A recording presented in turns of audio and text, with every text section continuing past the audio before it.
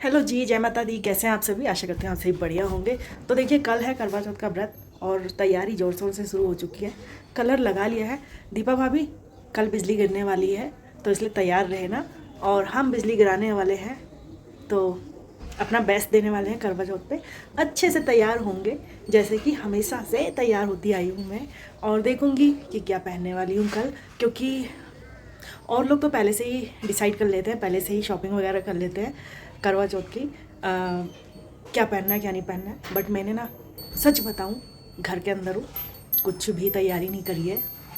Even ये भी नहीं सोचा है क्या पहनूंगी।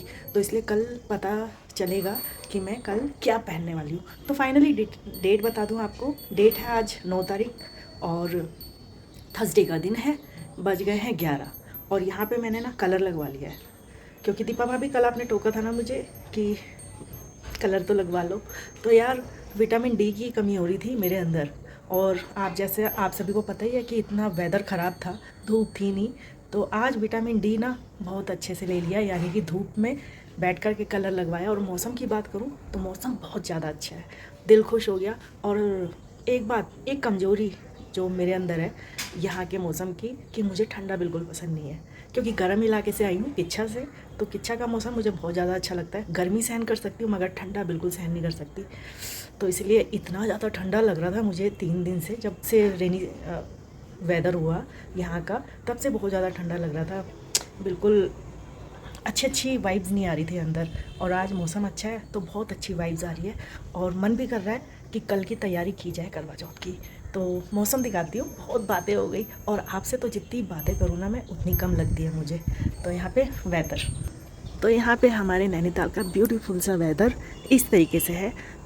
आसमान में अगर कैमरा करूँ तो बादल नहीं है, बहुत छोटे छोटे से बादल आपको देखने को मिलेंगे, मगर मौसम एकदम से साफ़ है, बिल्कुल क्लियर। और आशा करती हूँ कि कल का मौसम भी ऐसा ही ब्यूटीफुल रहे और धूप वाला रहे, ताकि सारी जितनी भी करवा चौथ वाली व्रत वाली महिलाएं होंगी, उनका दिन अच्छा रहे और अच्छी अच्छी फीलिंग्स आए अंदर, अच्छी अच्छी वाइब्स आए अंदर। करवा चौथ का व्रत हम सबके लिए एक बहुत ही बड़ा व्रत होता है। सारे ही लोग, आपको पता है, कि अपने पतिदेव की लंबी आयु के लिए व्रत को रखते हैं। और यहाँ पे पहाड़ में हमारे यहाँ देखने को अगर मिले तो आप कुमाऊँ की भी बहुत सी फीमेल्स करवा चौथ का व्रत रखती हैं। मतलब कुछ हैं जो वट सावित्री का रखती हैं, मगर अब पहाड़ के अंदर भी करवा चौथ का व्रत रखा जाता है। हमारे यहाँ पंजाबियों में और जो आपके प्लेन्स में जो लेडीज़ हैं वो तो रखती है करवा चौथ का व्रत, मगर अब पहाड़ में भी बहुत ज़ोर शोर से करवा चौथ का व्रत रखने लग गए। अब यहाँ पे कबाड़ी ने दिमाग ख़राब कर दिया, इतनी ज़ोर ज़ोर से चिल्ला रहा है, कुछ पूछो मत। तो चलिए अंदर चलते हैं और अंदर चाय की तैयारी करते हैं, चाय रखते हैं, क्योंकि पार्वती आ गई है। तो पार्वती के संग देखते हैं किचन में क्या क्या काम है। तो चलो चले अंदर किचन में। तो यहाँ पे पार्वती दीदी हैं जो हमेशा मुझे मेरे ना बालों में कलर लगाती हैं, है ना। Thank you so much. कितने साल हो गए लगाते लगाते? 7-8 साल।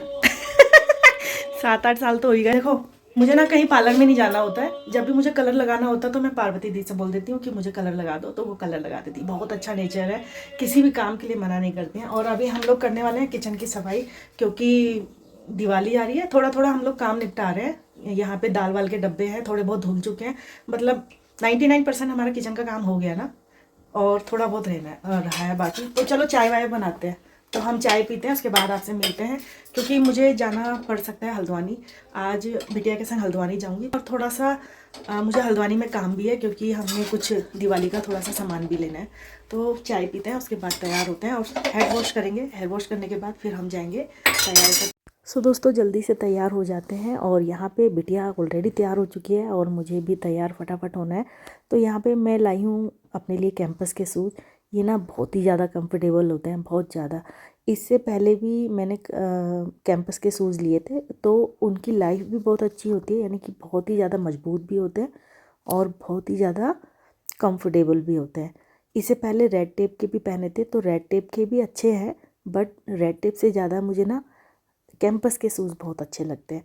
तो यहाँ पे फाइनली फटाफट हम तैयार होंगे, थोड़ा बहुत मेकअप करेंगे। और वैसे भी हल्द्वानी जाते बहुत ज़्यादा धूप तेज़ मिलेगी और पोल्यूशन भी बहुत ज़्यादा और धूल धक्कड़ भी। और जो नैनीताल से हल्द्वानी का हाईवे है ना, बहुत ही ज़्यादा ख़राब रास्ता है, बहुत ही ज़्यादा खड्डे हैं उस रास्तों में। यानी कि रास्ता तो नहीं है, खड्डे ज़्यादा है, यानी कि रोड कम और खड्डे ज़्यादा। तो यहाँ पे हम फटाफट तैयार होंगे और अपना सफ़र तय करेंगे हल्द्वानी के लिए। तो लेना है हल्द्वानी में मुझे कुछ सामान, यानी कि कुछ थोड़ी बहुत शॉपिंग करनी है। लास्ट टाइम जब मैं हल्द्वानी गई थी ना, तो हमारा आधा अधूरा काम हुआ था, क्योंकि मैंने आपको बताया था कि अतिक्रमण हो रहा था वहाँ, तो शॉप ज़्यादातर क्लोज थी। यानी कि जो दुकानें खुली थी ना अपना सामान बचाने के लिए, वो ज़्यादातर अपनी दुकान के सामान में ध्यान दे रहे थे, ग्राहकों में नहीं दे रहे थे। तो लास्ट टाइम हमारा जो काम था आधा अधूरा हुआ था, पूरा नहीं हुआ था। थोड़ा वो सामान हम ले भी पाए थे और जो प्रॉपर तरीके से हमें लेना चाहिए था वो नहीं ले पाए थे। तो आज हमने जो बाकी की जो शॉपिंग थी ना वो करनी बाकी थी, तो वो आज हम शॉपिंग पूरी करेंगे हल्द्वानी जा कर के। तो यहाँ पे देखिए मेरा जो मेकअप है वो हो चुका है फाइनली, सिंदूर वगैरह भी लगा लिया है। तो अब हम करने वाले हैं आगे के सफ़र को तय। तो यहाँ पे देखिए नैनीताल में इतना गजब का ठंडा है, और जब हम हल्द्वानी पहुँचे ना बहुत ज़्यादा गर्मी थी। तो यहाँ पे अब मेरा फाइनल टच हो चुका है मेकअप का, और हम निकलने वाले हैं थोड़ी देर में हल्द्वानी के लिए। तो यहाँ पे आ गए हैं हम तलीताल वाला एरिया, ये क्रॉस करेंगे और हम पहुँच जाएंगे कुछ ही टाइम में हल्द्वानी। और यहाँ का जो मौसम था हल्द्वानी जाते समय यानी काफ़ी अच्छा था, धूप धूप खिली हुई थी, और कहीं कहीं पे डल मौसम था। हमें डर भी लग रहा था कि कहीं हमें बारिश ना मिले, मगर फिर आगे आगे जैसे बढ़ते गए तो मौसम सही होता गया और धूप मिलती गई, और इतना प्यारा मौसम था कि कुछ मतलब क्या ही बताऊँ मैं आपको, इसके लिए तो मेरे पास शब्द भी नहीं है। तो ये काठगोदाम का एरिया है, और काठगोदाम में ना जो मतलब जब हम घुसे ना तो वहाँ पे से गर्मी शुरू हो गई थी, और धूप भी बहुत ज़्यादा चटक थी। तो यहाँ पे आ गए हम नैनीताल में, जो भैया हैं टेक्सटाइल वाले, अब वो हल्द्वानी शिफ्ट हो गए हैं, और हल्द्वानी में उनकी इतनी शानदार जो दुकान खुली है ना टेक्सटाइल, और ये आज हम वहीं पहुंच गए हैं। तो यहीं से हमने थोड़ी बहुत शॉपिंग करी और सूट वगैरह लिए। तो यहाँ मिल कर के बड़ी खुशी हुई, जो अपना बंदा होता है ना नैनीताल का, और नैनीताल से वो हल्द्वानी में मिले ना तो बहुत खुशी होती है। अब यहाँ पे हम पहुँच गए हैं, यहाँ पे हम लेंगे कुशन कवर, सोफ़ा कवर, और साथ में कुछ और भी चीज़ें जो समझ में आएंगी। तो यहाँ पे हमने ना जब कुशन कवर देखे ना तो रेट तो काफ़ी ज़्यादा थे, मगर जो वैरायटी थी वो बहुत अच्छी थी। वैरायटीज़ ज़्यादा थी और स्टफ़ भी बहुत अच्छा था, कपड़े की क्वालिटी बहुत अच्छी थी। और ये मेन हल्द्वानी के अंदर है, मेन मार्केट के अंदर। आपको रेट थोड़े से ज़रूर ज़्यादा लगेंगे, मगर जो कपड़े की क्वालिटी है और जो डिज़ाइन है ना, मज़ा आ जाएगा आपको। मतलब मेले में तो आपको शिकायत मिल सकती है, मगर इस वाली दुकान में अगर आपको 19-20 कोई शिकायत मिलती है ना तो आप कंप्लेन कर सकते हो। अब यहाँ से हमने अपना काम हम निपटाया, अपनी ननद के हाथ से मिल मुला के हम लोग चले गए रिलायंस मार्ट की तरफ।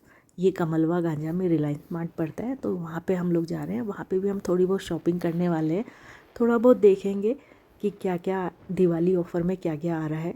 मतलब घर से रिलेटेड कोई सामान अगर मुझे समझ में आएगा मैं लूँगी, क्योंकि किचन के पर्पज़ का सामान काफ़ी रिजनेबल प्राइस में मिल जाता है, और काफ़ी डिस्काउंट ऑफ़र में यहाँ पे सामान आपको मिलेगा। तो यहाँ पे चलिए अंदर एंट्री करते हैं और देखते हैं कि क्या क्या है।